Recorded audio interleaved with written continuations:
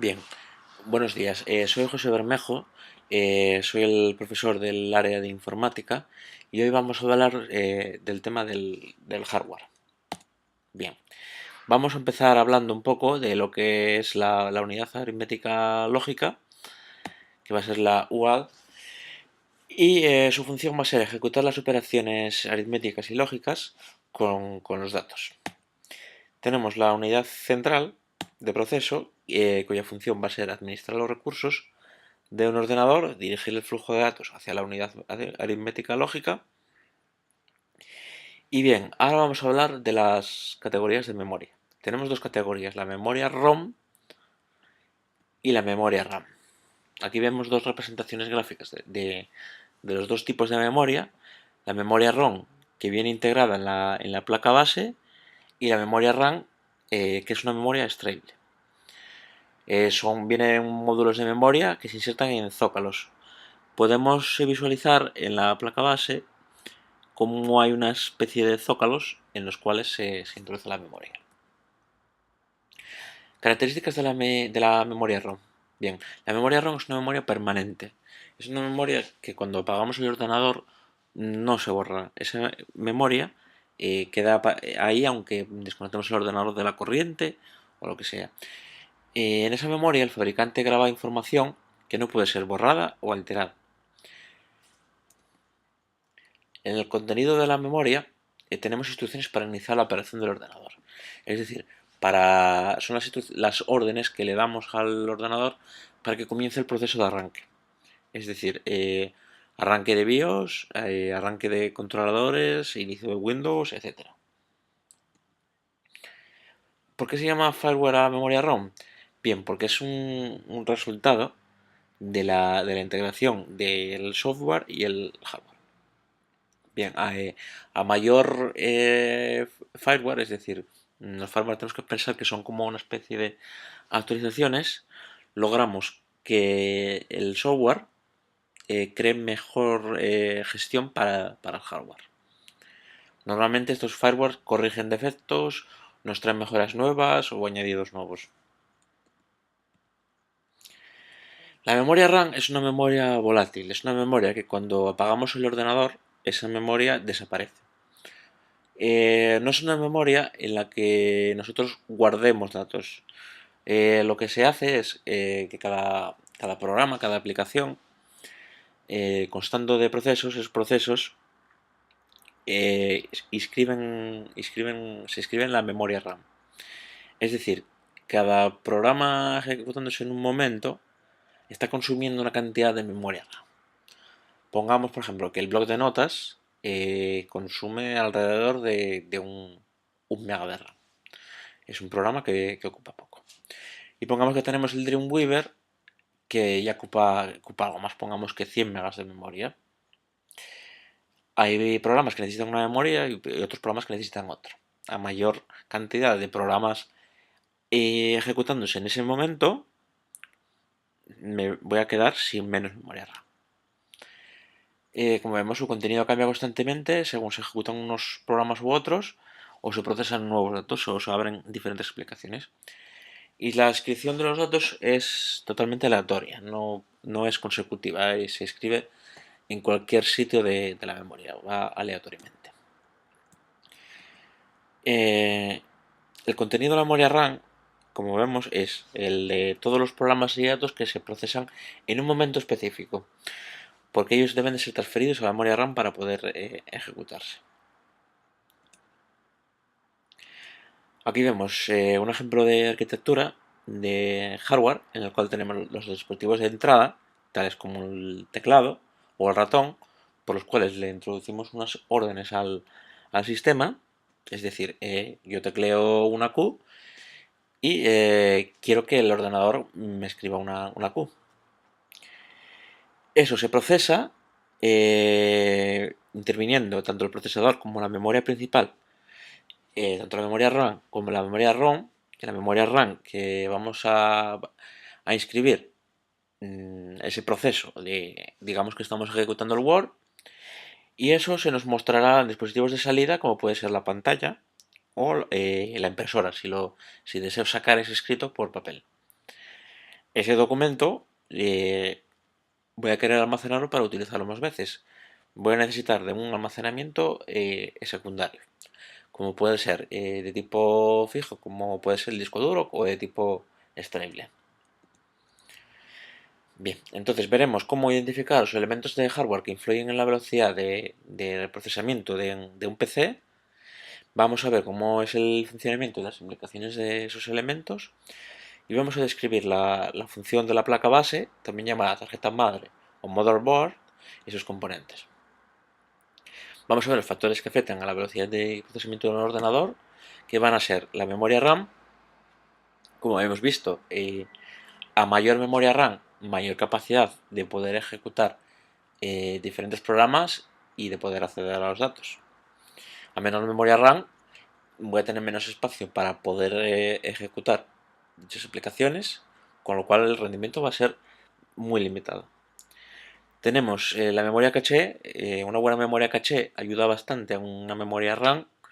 La memoria caché va a ser como una especie de puente entre el procesador y la memoria RAM, y va a permitir que las aplicaciones más ejecutadas se almacenen ahí para liberar a la memoria RAM.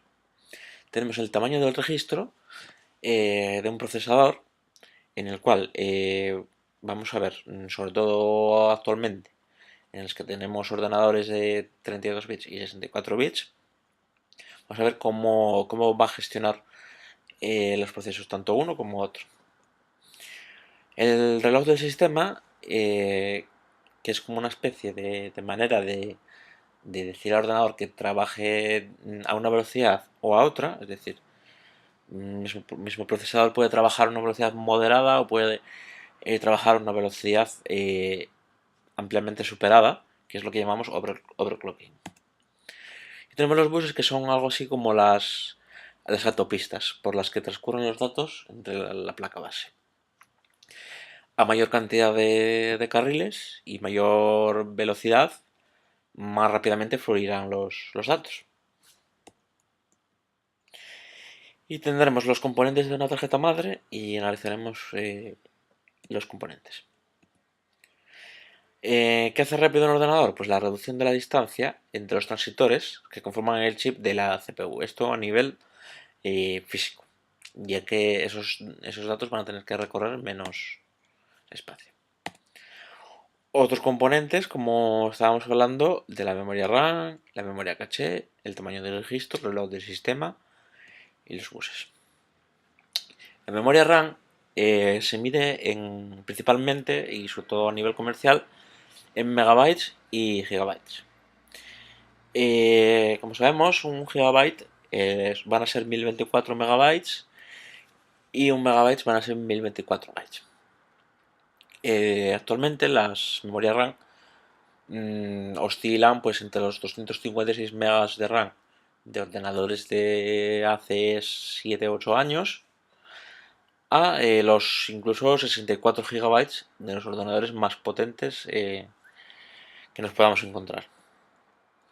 Si un ordenador tiene poca memoria RAM, la frecuencia de transferencia de los datos y el disco duro va a ser más alta.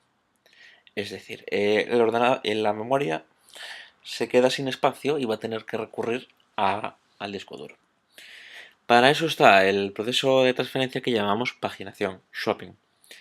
Lo que hace es reducir la velocidad de procesamiento. En Windows constamos de una característica que es el archivo de paginación. Este archivo de paginación se suele establecer en un tamaño alrededor del doble de la cantidad de memoria RAM que tenemos, y lo que hace es que esa memoria RAM va a ir directamente a ese espacio para ayudarse, para estar como un poco más aliviada. Tenemos la memoria caché, que se mide en kilobytes. Pues, lo que hace es almacenar los programas y datos más recientemente usados, los que más frecuentemente estamos usando. Es mucho más rápida que la memoria RAM, por lo tanto, esos programas que nosotros utilizamos mucho, sea, pues, por ejemplo, programas de informática, programas de correo, lo que sea, se van a almacenar en esa memoria, van a quedar en caché para que nosotros podamos tanto abrirlo más rápido como poder trabajar con él más rápido. Se ubica entre el CPU y la RAM. Es como, a nivel físico actúa también como puente. Y es una tecnología cara, ya que sus componentes son caros. El tamaño del registro que se mide en bits. Vamos a tener procesadores de 32 bits o procesadores de 64 bits. Un procesador de 64 bits siempre va a ser más eficiente que uno de 32, puesto que lo que hace es gestionar mejor los recursos. De hecho, hay muchas aplicaciones, por ejemplo, servidores de correo, o servidores en general, como Windows Server, que van a tener ediciones para 64 bits y ediciones especiales que no vamos a poder utilizar ciertas características si no tenemos un PC de 64 bits. También van a ser muy necesarias para el despliegue de máquinas virtuales. Cuanto más grande es el registro, más rápido es el procesamiento. Tenemos el reloj del sistema. Físicamente controla los impulsos eléctricos en un determinado periodo de tiempo, lo que hace que pueda permitir medir las operaciones de procesamiento del ordenador. Los ciclos de reloj del sistema son el tiempo que toma un transistor apagarse y encenderse de nuevo. Se mide en hertz o megahertz, que significa millones de ciclos por segundo.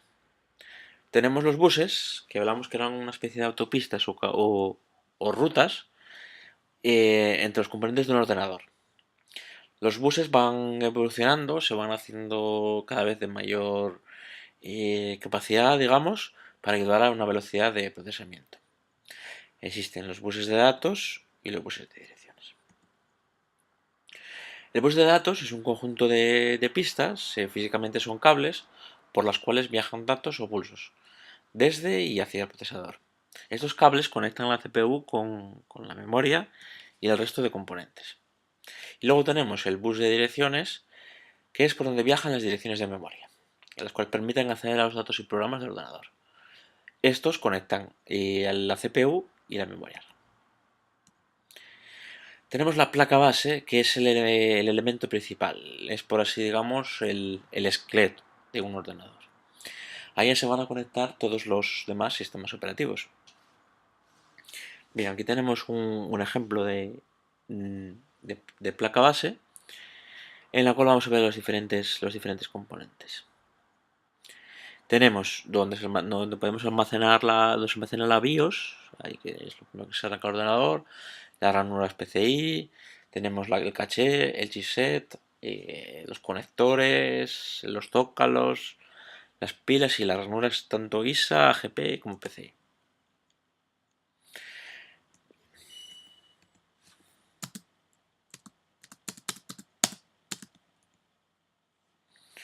Bien, tenemos los conectores, que es donde se conectan los cables para que reciban la alimentación eléctrica, que van directamente desde la fuente. Tenemos la pila, que es donde se conservan los parámetros de la BIOS, y en ellas se almacenan muchas cosas, como pueden ser, por ejemplo, el reloj. Sin esta pila, el ordenador tendremos que introducir las características del disco duro, el chipset, la fecha y la hora. Es decir, sin ella, cada vez que iniciemos va a ser como volver a empezar. Tenemos conectores internos con los cuales vamos conectando tanto las unidades de disco duro, el CD-ROM, etc. Tenemos los conectores externos, que van a ser conectores para periféricos, que están fuera. Es decir, un periférico va a ser un elemento de fuera del ordenador. También van a llamarse puertos. Existen puerto para teclado, puerto para ratón y puerto para impresora, etcétera, etcétera. Existen diferentes tipos de puertos y según cada puerto tendremos una conexión. Aquí vemos diferentes tipos de puertos. Puertos de teclado, el EPT1, utilizado para impresoras, con ORS232 utilizado para otro tipo de componentes, PS2, juegos, VGA. En el caso moderno tenemos los HDMI, los DVI y los USB. Bien, los puertos seriales van a ser unos puertos que solamente van a poder transmitir un bit a la vez. Los puertos seriales más típicos son los de ratón y los de modem antiguos. Los puertos paralelos transmiten 8 bits, lo que es lo mismo, un byte. Estos van a ser puertos como los puertos de las impresoras antiguas, suelen ser conectores largos. Y tenemos los puertos Firewire, que van a ser conexiones para dispositivos de alta velocidad de transferencia, como por ejemplo pues, las cámaras de vídeo, las cuales podemos necesitar transmitir en megas y megas o incluso gigas rápidamente. Y la conexión puerto USB, que es la conexión más típica.